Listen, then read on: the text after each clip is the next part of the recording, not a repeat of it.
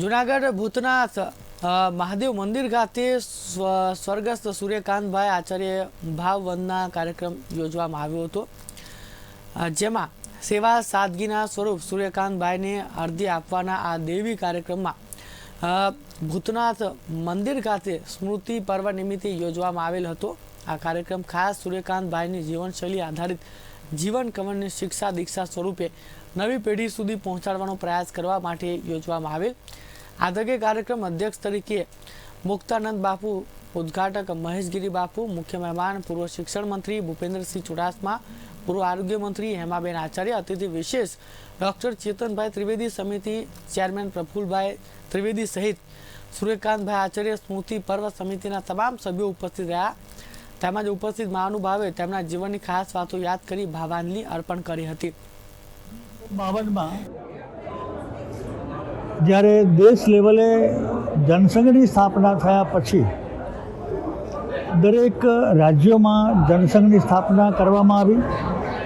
એના ભાગરૂપે ગુજરાતમાં પણ જનસંઘની સ્થાપના થઈ તે વખતે જે 5-7 વડીલો હતા એમાંના એક સૂર્યકાંત આચાર્ય હતા।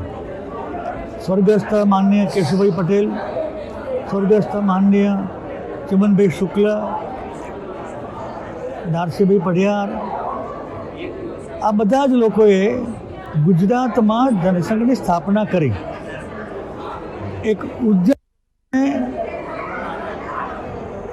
ખેડીને પાણીનું સિંચન કરીને એ ઉદ્યાન જમીનને આજે જે વાડી દેખાય છે અમારી ભારતીય જનતા પાર્ટીની, એ વાડી પહેલાં ઉજ્જડ ખેતર હતું, એ ખેડવાનું જેણે પરિશ્રમ કર્યો, કંઈ મળવાનું નથી, આપવાનું જ છે, ગુમાવવાનું જ છે, એવા ધ્યેય સાથે જેમણે કામ કર્યું।